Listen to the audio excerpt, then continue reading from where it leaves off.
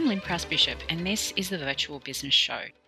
Today's episode is about offshore freelancers, and by offshore, I'm talking about freelancers from cheap labour and emerging economies like China, India, and the Philippines, who we've seen since about 2007 and who are charging anywhere from $2 to $10 an hour for services. This emergence has been met with some pretty heated exchanges online by Western culture VAs, especially when these freelancers are promoted locally as a viable option to employees over the local offerings. I was the first VA to present at conferences back in 2011 on offshore freelancers, so 4 years after their emergence, as not being a threat to our industry. Not a popular viewpoint, but one I think is important to foster and encourage amongst Western VAs. So this episode is for my colleague Western VAs. The next episode will be for clients, specifically looking at offshore versus local support, and the final episode will include commentary for our colleagues in the emerging economies. Western VAs tend to feel threatened by cheaper freelancers, and their responses to articles, blogs, and social media posts is based in fear. Fear of losing clients to the cheaper option, fear they'll be put out of business eventually. Others have a everyone should shop local mentality, which is great in theory, but hasn't been borne out in reality.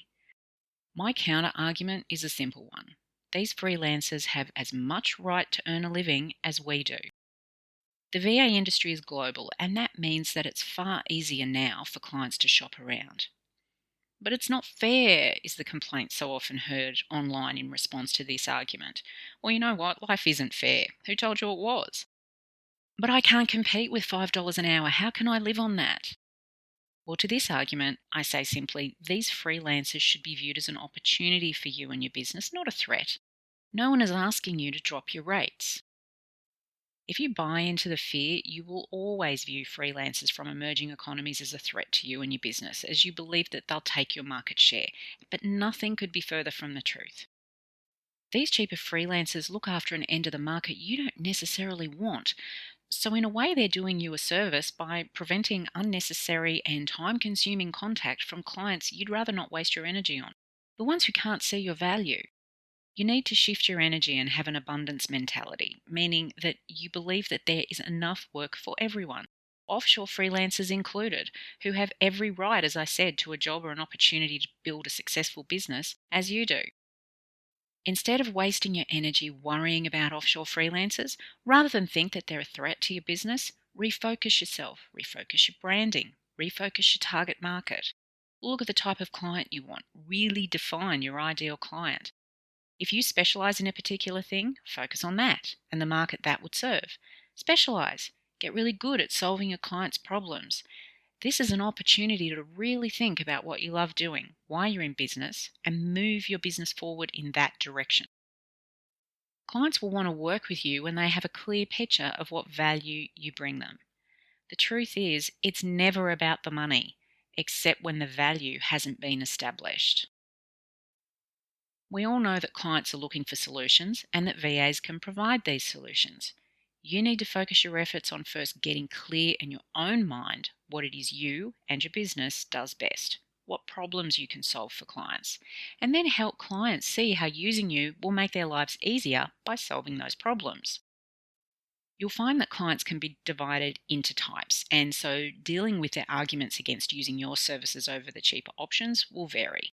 But the main one you'll likely encounter is the client motivated by price.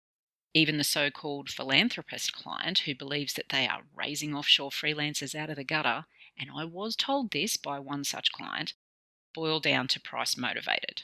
They're trying to save money, full stop. When a client is only after cheap, who wants the job done at the cheapest possible price, you might want to consider this is not the client for you. You will rarely, if ever, win them over. They want to keep the bottom line up and costs down. And by outsourcing to the $2 to $5 an hour VA, they're doing this. Of course, they don't really understand that outsourcing locally, even at $30 to $60 an hour, is also keeping their costs down due to all the things we know. They're only paying for time on task, there are no on-costs like superannuation, insurances, equipment and so on, and there are advantages around shopping local, keeping money in our economy, the VA paying tax here, and having money to spend here themselves. But the price-motivated client doesn't see those invisible cost savings or the advantages. They see the hourly rate. This is where you might be better served looking at packaging your services and pricing for the package. Or if you offer transcription, say, looking at per audio minute rates. I decided a long time ago I didn't want the client who thought the services I provided were only worth $2 to $5 an hour to them. So the cheaper freelancers aren't a threat to me because I don't compete in that marketplace. In fact, as I said, they're doing me a favour by looking after an end of the market I don't want. Use the opportunity to educate this client on the costs they are saving with local service providers. And the VAs tend to charge in three broad categories: low end, mid range, and high end. The latter being VAs who've done courses, could be multi VA practices, are highly specialised, and that sort of thing. Plus the economic benefits of having taxes paid here, the money earned by the local VAs staying in the country, and considerations such as shared ethics, English as a first language, and knowledge of local laws and customs and so on. Mind you, I've had discussions around these cost savings and economic benefits with a local business person, and no matter what arguments I had for using local over offshore, he was determined to keep using offshore because he said, I'm a small business, and small business just can't afford the local option. I'd have to put off employees to contract someone like you. Well, I'm not really sure about that, but to me, this was a business person who simply didn't see the broader picture. At the end of the day, all you can do is simply give them the information and let them do with it what they will. You won't win over everyone. The other thing you can mention is that on just about every business blog talking about the use of offshore freelancers, the client talks about having to micromanage them, how you have to be on top of what they're doing day in and day out, scheduling regular meetings, checking in on progress of tasks. Of course, this is a value proposition you offer. Clients won't have to micromanage you, providing an immediate cost saving because they aren't wasting their time looking over your shoulder. So if a client charges themselves out at $200 an hour, say, and sets aside 2 hours a week to check on their support, making sure that the work is being done and so on, that's a cost of $400 a week to their business, nowhere near offset by spending $5 an hour. In a virtual environment, one of the primary contributors to success of the relationship is trust. But that has to be earned and built, and it's not earned if your client is constantly checking you're doing the work, or, as was suggested by one author I read, changing their passwords every second day to ensure you're doing it because you need to contact them for the password. This doesn't show respect. This is a client with a mindset that he is controlling an employee, and VAs are business owners, not employees. My clients never have to keep an eye on me. They know they can trust me to get the job done in the time frame I say, set and forget. And that trust has been built because we have the same standards and ethics. And being local, my credentials are easily checked, and I'm easy to get hold of if they do have a question. I had a client who outsourced his transcription and ended up bringing it back to me. He told me that when he got the work back from the offshore freelancers, he spent hours proofing it, fixing the spelling errors and adding in the pieces that had been missed. The fact is that even though many offshore freelancers promote themselves as English speakers, English isn't their first language, and as such, you'll always run the risk of getting work back that won't be the same standard as if it was done by someone with English as their mother tongue. The hours this client spent getting the transcript into usable form meant that he had a lot of lost unbillable time not offset by the $5 an hour he spent.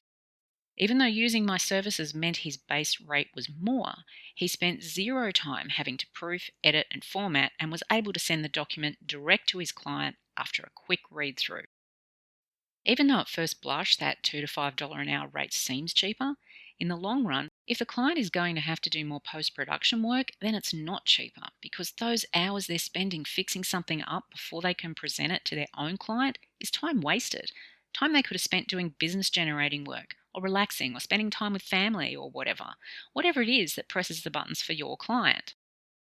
And of course, what's not generally known is that most offshore freelancers aren't independent contractors at all, but members of offshore freelancing companies, usually owned by Western businesses, who hire out the cheaper labour force employees. So these providers are actually virtual employees of a larger organisation, not independent contractors with a vested interest in the success of the client's business. This is a primary demarcation and one you need to have your head around. It's also a good argument to use when talking to the philanthropist client. Are they lifting freelancers out of the gutter or lining the pockets of Western business owners exploiting foreign workers? A lot of these organisations have hidden costs, so what starts out at a low hourly rate quickly ramps up. My podcast to clients will actually speak directly about this in more detail, so keep an eye out for that. Another difficulty is the fact that in recent years, some of these organisations pass themselves off as Australian registered companies in an effort to dupe clients into believing that they are indeed shopping local, but they employ an offshore workforce.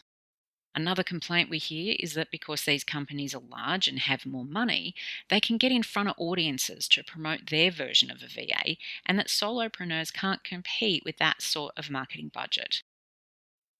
That's true, and you probably never will be able to. The only recourse we have is education. Education of the market is vital. We need to be out there educating clients on what a professional VA looks like. It is our individual responsibility to keep talking to people we have contact with, who we know and who we just meet, and online too, to educate them about our industry. Each of us is responsible for promoting the industry no matter what state or country we live in. Offshore freelancers aren't going anywhere, so education of the marketplace is everyone's responsibility. There are bloggers, IT writers, and journalists out there pushing the advantages of offshoring to cheap labour countries. We have to be sure we're making just as much noise about the advantages of professional local VAs. Whilst it's frustrating to see freelancers called VAs, getting upset about it does nothing to further the professionalism with which we want our industry to be viewed.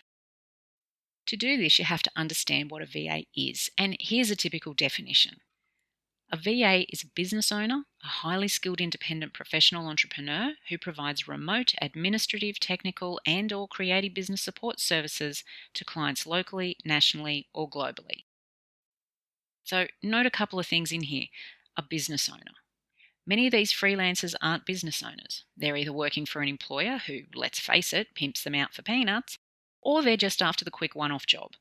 As a side note, there are emerging VAs in these countries who do understand this definition and are likewise trying to fight an uphill battle against the freelancers who are bringing them down in their own countries. Another thing to note, entrepreneur. Further defined as someone who is accountable for the inherent risks and outcomes of an enterprise. And it's become used to describe business owners more generally. This is another primary differentiator between offshore freelancers and VAs. If clients are checking on work being done and having their assistant report to them regularly, then they are not accountable for inherent risks and the outcome of the client's enterprise. They are therefore, by definition, employees, not entrepreneurs, which therefore means they are not VAs. I'm not a doctor just because I put a band-aid on a skinned knee. Similarly, you can't call yourself a professional virtual assistant just because you can type, build a website, or do internet research. These days, most sixth graders can do the same. So to summarise, don't buy into the fear surrounding offshore service providers. Stay calm when you're countering arguments and use articles you see as an opportunity to educate. Don't just react. Highlight difficulties clients may not have thought about if their focus is purely bottom line. Offshore freelancers aren't new, and as Eastern countries continue to develop and gain ground with available technology, they will continue to expand. Don't operate your business on a base of fear. There is enough work for all of us, including offshore freelancers. I'm Lynn Prowse-Bishop. Thanks so much for listening.